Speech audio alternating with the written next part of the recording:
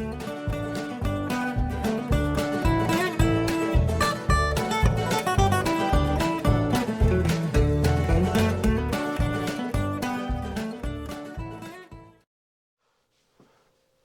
everybody, welcome back. Still trying to get my voice back, but it is 2 o'clock in the morning and I can't sleep. So I spent a little time getting the clutch pulley some of the way back together, and it's not difficult at all. It's pretty self-explanatory, but I'll show you what I did here real quick, and then we're gonna go outside and I have to do something that I have been dreading for a while, and that's tear the axle assemblies apart, just because they are usually a very nasty, greasy, filthy job. So real quick, the clutch pulley. The collar has been assembled onto the pulley. There's a snap ring that goes around here that prevents the collar from hitting the gear. We still have to press the gear on, but we're going to bring this to Hans's place and he's going to help us with that. So that's what we have to do on the back side here. But the clutch dogs are all in place. I used the best pins that I had. Shorter pins go on the collar side, the longer pins go on the dog and bolt side.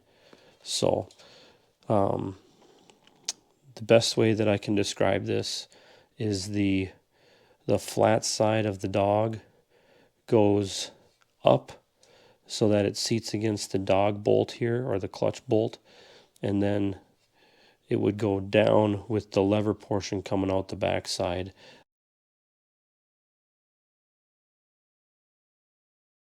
Attaching to the clutch collar itself. So those are all pinned in place, ready to go. The bolts are also pinned in place with cotter pins so they can't drop out. The only thing left to do is I still have to order a new felt and install that, and then clean up the bearing. Hopefully that's good. And install the felt bearing and the felt keepers, if you will. So that's really all that's left for this. Press the gear on, install the bearing, the felt, and the keepers, and or retainers, if you will. And that's ready to go. So let's head out to the garage. Alright, so I've already disassembled one as a trial run, just so that I knew how they come apart. So I've got one of the axles kind of soaking in the parts washer. The housing, that's going to have to go in there next. These are both out of the 27, and then this housing and axle is out of the 27, and these two are out of the 28. So my plan is to disassemble all four of them, pick the best bearings and axles out of all of them, and then clean them up and put them back together. So I still have to order new axle felts for these. Hopefully the bearings are good. I really don't want to have to replace the bearings, so hopefully they're good. But let's move this one over here to the disassembly area and we'll get started. Okay, so the first thing we got to do, there's a large washer slash fold over lock type device, if you will, that is underneath this axle nut. So I cleaned a lot of the grease away, and then there's a fold that goes between the notch in this axle nut. So I drove that down with a punch. Now we got to take this bolt out, or at least loosen it, so that we can spin this axle nut off, and then we should be able to just lift everything off the axle. So we'll go ahead and do that.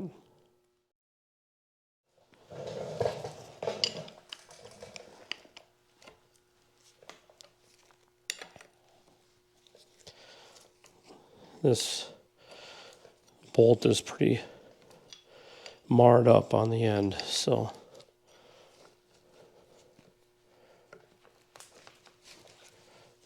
loosen it just enough so that we can start spinning it off.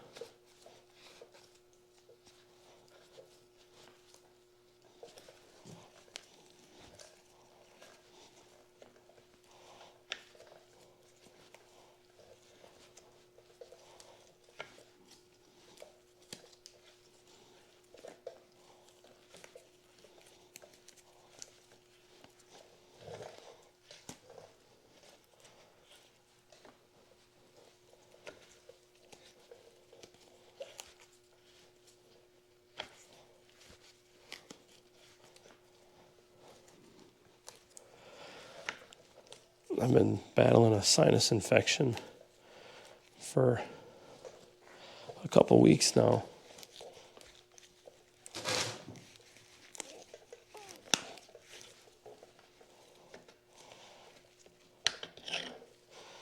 There we go. So there's our axle nut.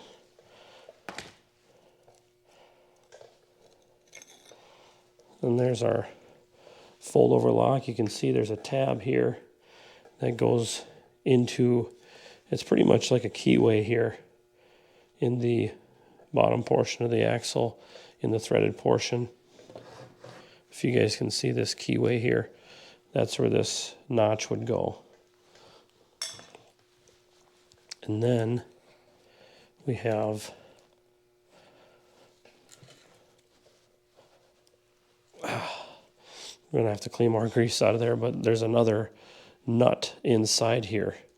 So we'll have to clean some more grease out and then keep going.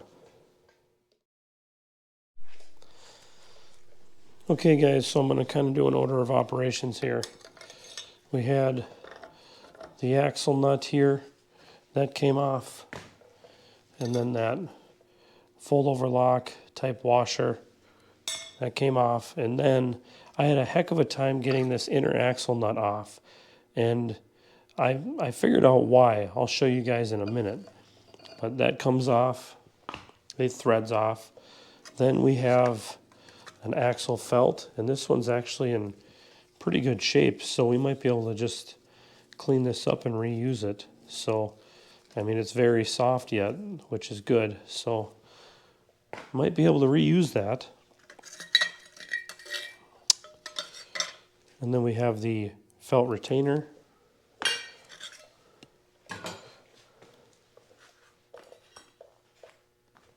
Trying to keep everything kind of in its right order, and then we can pull the axle housing straight up and off. And then the bearing can come out of the end. It's a tapered roller bearing. This one happens to be a Timken 575.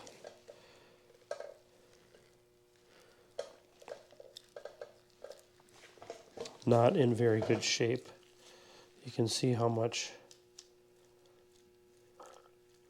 play there is in the bearing itself.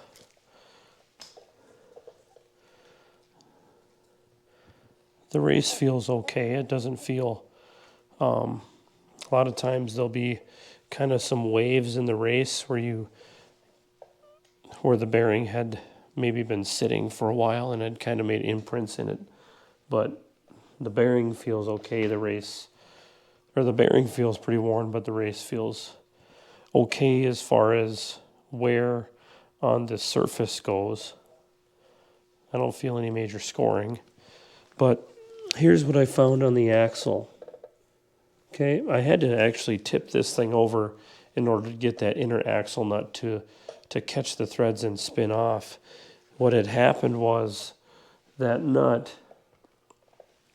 this inner axle nut, had been loose over a long period of time. I don't know if it's going down or not. Yeah, I think so.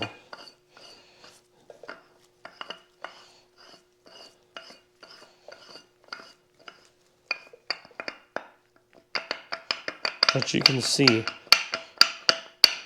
there's no way it should be loose like that on the threads. It should be tight. So either the threads on the axle are worn or the threads inside this axle nut are worn, or both. But I can feel the difference in the diameter in the axle threads here versus out here. So I think this was riding loose because this outer axle nut had not been tightened down to take up the bearing wear in this outer axle bearing, so that this axle was bouncing around in the end of this, causing this nut to shake around and wear on this axle. So unfortunately, I don't think we're going to be able to use this axle, which means we got to move on to the next one. So we'll try to knock this bearing off. This one doesn't feel great either. There's a lot of play in that one, but we'll try to knock it off anyways, just to, you know, check our bases, I guess you could say. So I'm going to put this axle in the parts washer so we can clean everything off. And yeah, lots of old dried grease on there. After that, we'll move on to the next one. But I'm not going to record the disassembly of the next two axles, but we'll get them apart. And the main thing we're looking at here is the threads here, the splines, and the threads on the end to make sure that they're okay. So that's where we're at. Try and turn off the camera without getting it greasy. Okay guys, well, we've got all the axles disassembled, everything's apart on that end, and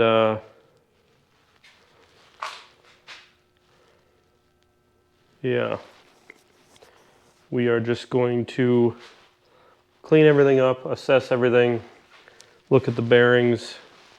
I already know that probably two bearings are shot. So one of them completely fell apart when we took it out.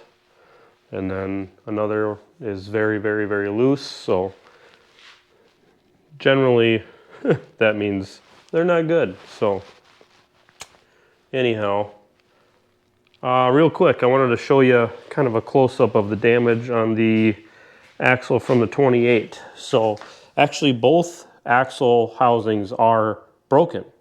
But this one has been welded all the way around here to about here. So I would say about a third of the way around. And then it has a crack that went all the way this way in a J pattern.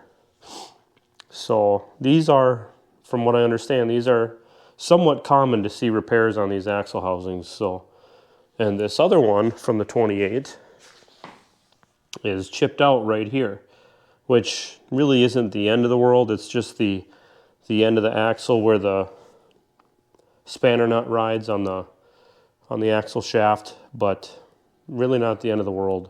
But since we have two good ones, we might as well use them. So that's what we're gonna do. But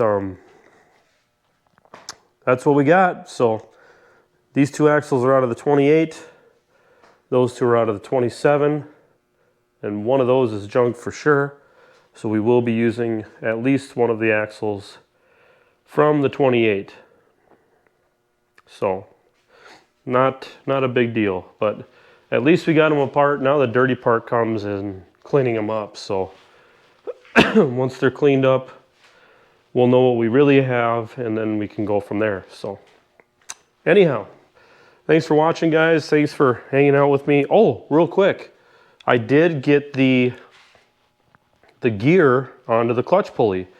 Randy, a friend of mine on Facebook, had mentioned, why don't you just heat the gear up in the oven to 400 degrees for about 15 minutes and it should just, you know, lightly seat right on there. So I did that. I left it in for close to 20 minutes, but it was still pretty tight. It did go on.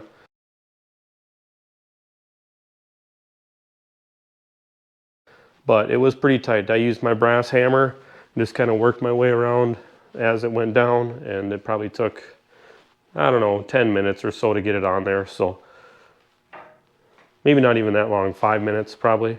So yep, it worked. So the clutch just needs the bearing inspected, a new felt, and then it can go on the table as done. So yeah, that's another hurdle crossed. So anyhow, thanks for watching, guys. Thanks for wrenching with me, and we'll see you in the next one. Hopefully it's cleaning axles or cleaned up axles, and hopefully just reassembly, but we'll see. See you guys later. Oops. It won't stop.